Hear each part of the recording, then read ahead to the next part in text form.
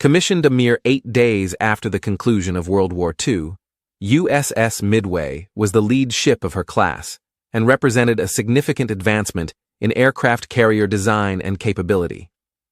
Named for the U.S. Navy's landmark victory in June of 1942, her career spanned nearly 5 decades, and she participated in several major events of the Cold War, Vietnam, and Operation Desert Storm.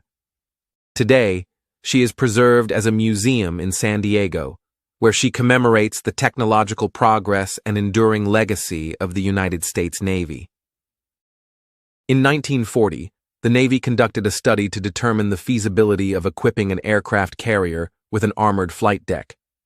The Essex class, which was pretty far along in their design phase by then, would have been able to handle the increase in weight, but it would have come at the expense of air group size, which was a non-starter for the Navy. The study revealed that air groups would be limited to about 60 planes by the addition of an armored flight deck, which was somewhat in line with the British carriers of the day, but well behind the 90 or so that U.S. carriers embarked during the Pacific War. U.S. naval doctrine at the time focused heavily on the ability to operate carrier task forces throughout the vast Pacific Ocean. In order to have the necessary striking power, as well as defend the task force from threats, large air groups were deemed a necessity by naval planners. This made the reduced aircraft capacity a significant trade-off that the Navy was simply not willing to make. The solution to this was as American as it gets: build a bigger ship. And build a bigger ship they did, as Midway checked in at 968 feet in overall length, 80 feet longer than a long-hulled Essex-class carrier. She had a beam of 121 feet at her waterline, which was 28 feet wider than her predecessors and would prevent her from using the Panama Canal. She had a standard displacement of 45,000 tons, which rose to 60,000 when she was fully loaded for combat ops. Rated for 212,000 shaft horsepower, she was powered by 12 oil-fired boilers, which were capable of generating enough steam to push her through the water at 33 knots. Her flight deck was 924 feet long and 136 feet wide at its widest point. She had 2 centerline elevators and 1 deck edge elevator, along with 2 catapults. Midway could accommodate more planes than any other carrier in the history of the U.S. Navy. In her original configuration, she had the room to carry an air wing of up to 130 piston engine planes, although it was realized very quickly that the coordination of so many planes was beyond the effective command and control ability of one ship. However, her size afforded her the ability to easily accommodate the larger and heavier planes of the early jet age, much more so than the Essex-class ships, which required extensive modernizations to do so. Midway relied heavily on the use of electric arc welding, much more than previous U.S. carrier designs, which reduced her overall weight by about 10%. The weight saved was then used to armor her flight deck with 3.5 inches of armor. Her hangar and main decks received 2 inches of armor as well. At the time of her commissioning, Midway was armed with 18 5-inch 54 caliber dual-purpose guns, which were located in 18 single enclosed mounts. She carried 9 of these along each of her broadsides at the hangar deck level. This weapon was originally designed for the Montana-class battleships and was more effective than its predecessor, the 5-inch 38 caliber gun, due to its increased range and punching power. She was also equipped with 21 quad 40mm Bofors mounts and 28 twin 20mm Oerlikon mounts. Midway's keel was laid down by the Newport News Shipbuilding Corporation on October 27, 1943, and she was launched on March 20, 1945. Her launching ceremony was presided over by Lieutenant George Gay, the lone survivor of legendary Torpedo Squadron 8, which flew off the original USS Hornet during her namesake battle. The lead ship of her class, she was subsequently commissioned into the United States Navy on September 10, 1945, with Captain Joseph F. Bolger in command. After sea trials and training in the Chesapeake area during late September and October, she steamed to New York, where she participated in Navy Day celebrations on October 27th. Midway then got underway in early November for her shakedown cruise. Following its completion, she officially joined the Atlantic Fleet in February of 1946. On February 20th, Midway assumed the role of flagship for Carrier Division 1, and 9 days later, she found herself in Canadian waters for Operation Frostbite. Her job, and that of her crew as well, was to evaluate the feasibility of conducting carrier operations in the extreme cold of the North Atlantic. Along with her for the ride were 3 new aircraft, the Grumman F-8F Bearcat, the Sikorsky HNS-1 helicopter, and the Ryan FR-1 Fireball. Over the ensuing 3 weeks, Midway and her crew braved the extreme cold weather and came away with valuable operational experience. Midway spent the rest of 1946 and 1947 off the eastern seaboard. On May 22, 1947, she was assigned to conduct the first test launch of a rocket from an aircraft carrier.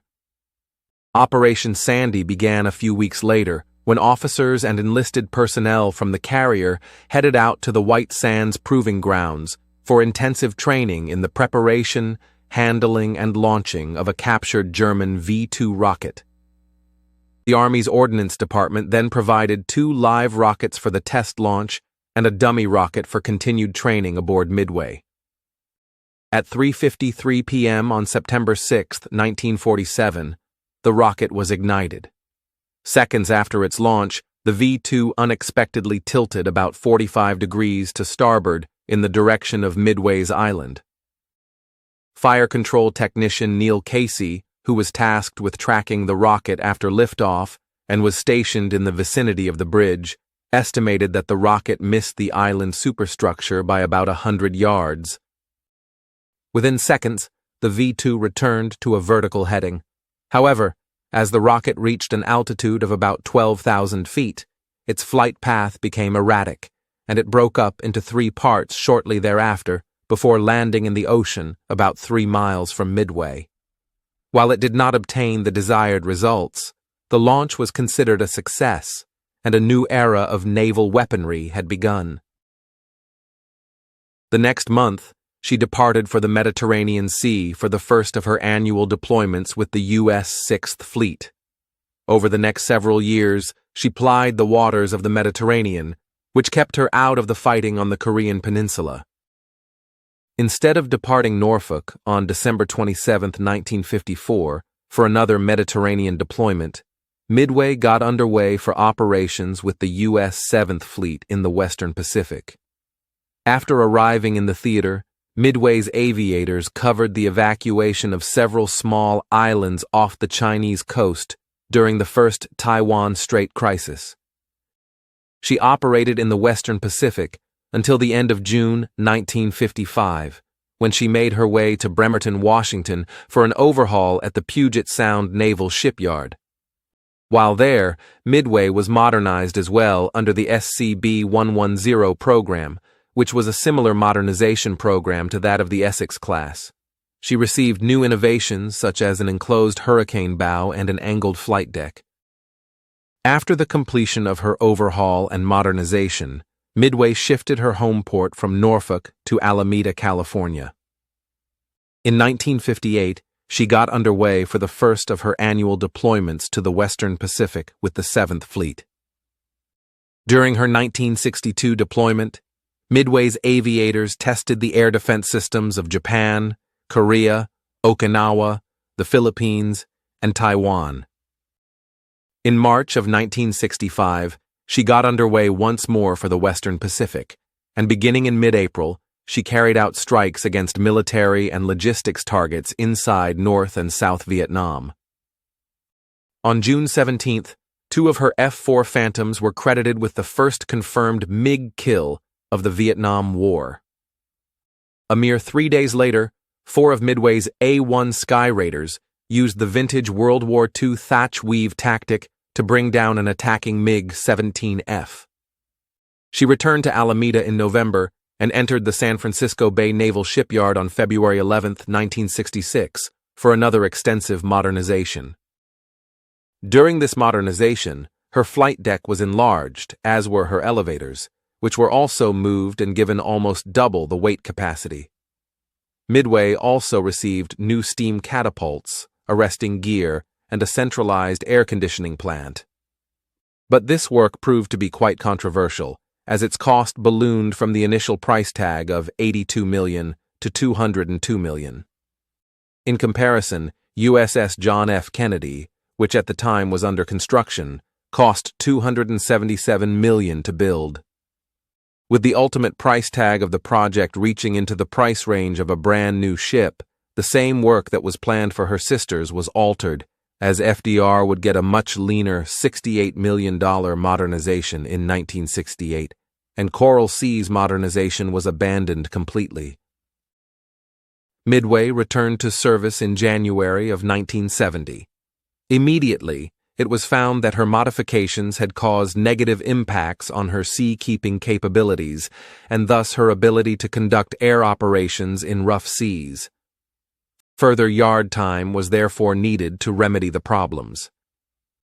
She returned to Vietnamese waters in May of 1971, where she conducted offensive operations from Yankee Station in the Gulf of Tonkin until November.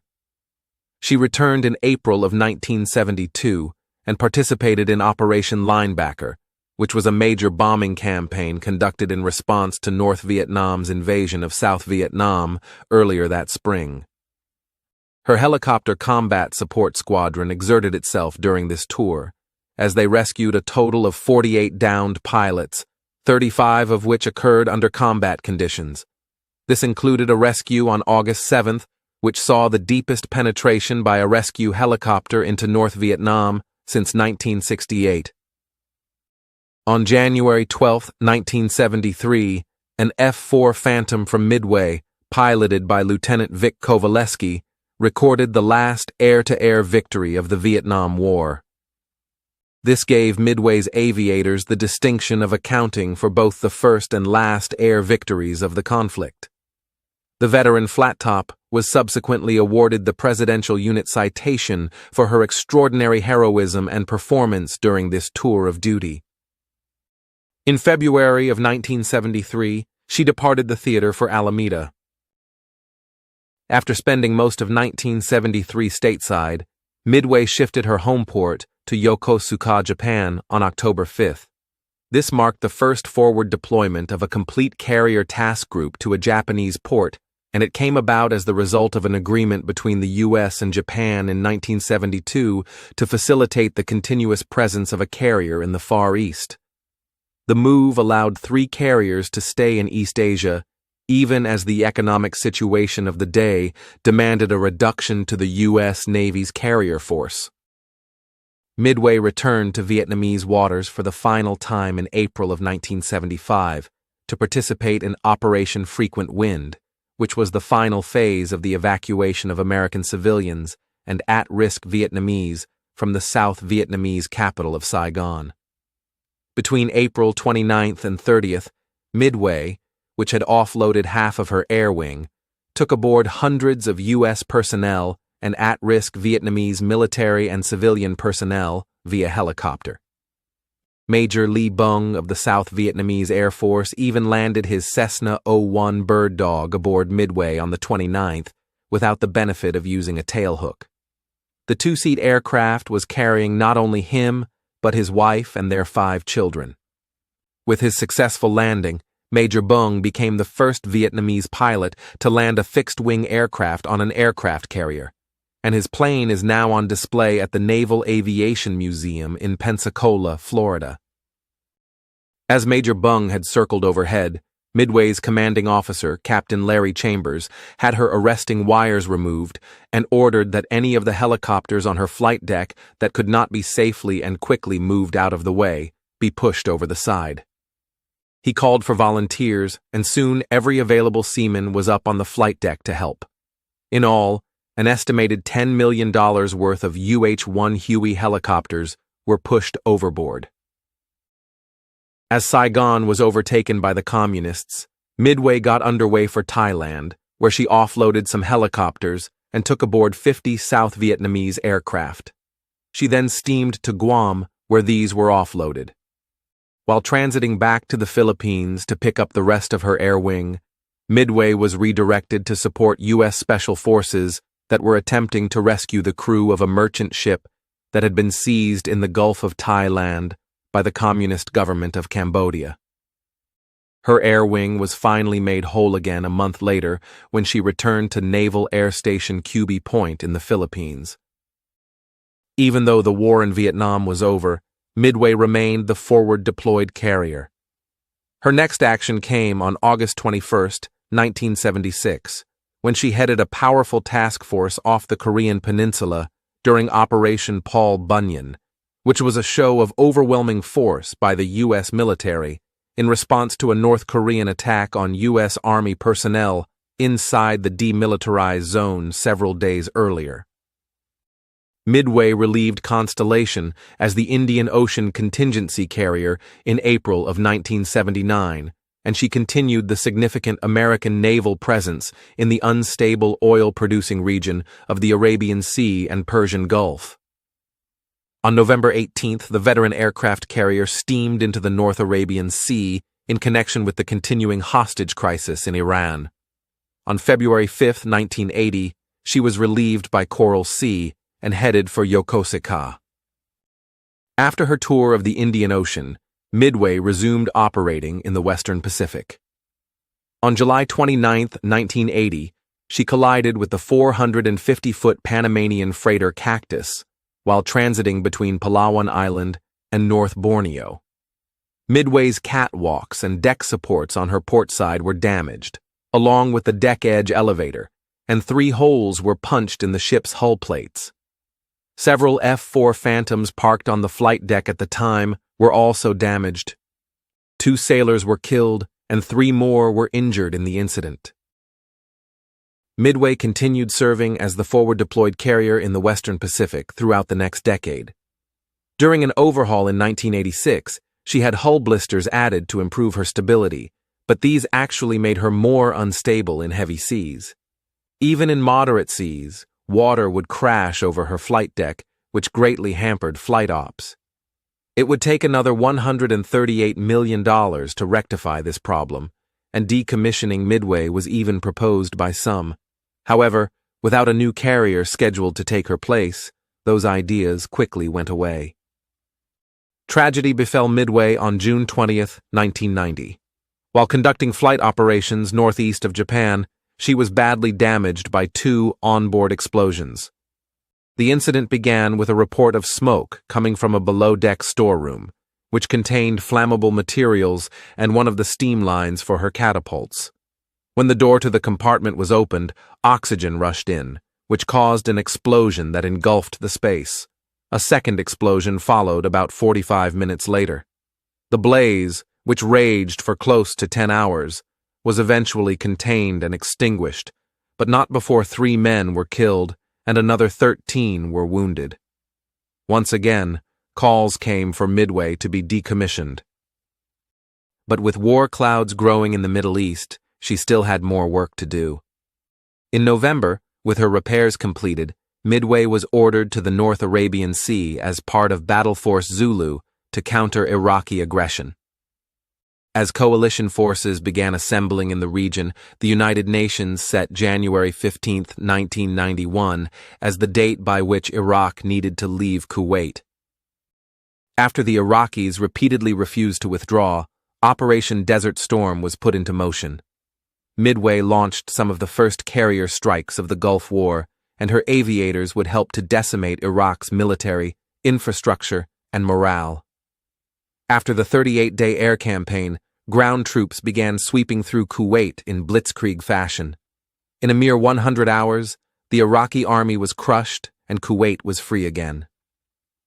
Midway departed the Persian Gulf in March.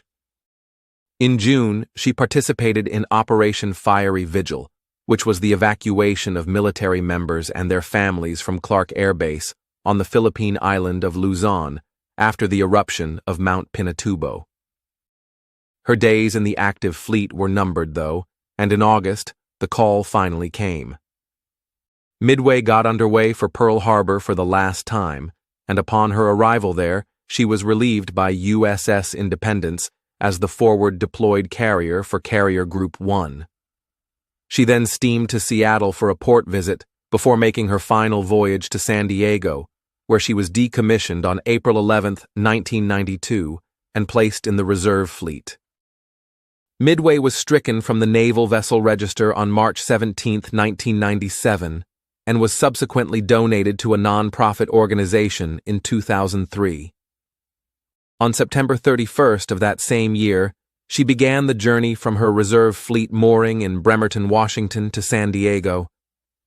After spending several months in Oakland while the final preparations were made on her new home, she completed the final leg of her journey in late 2003 and was opened to the public on June 7th of the following year.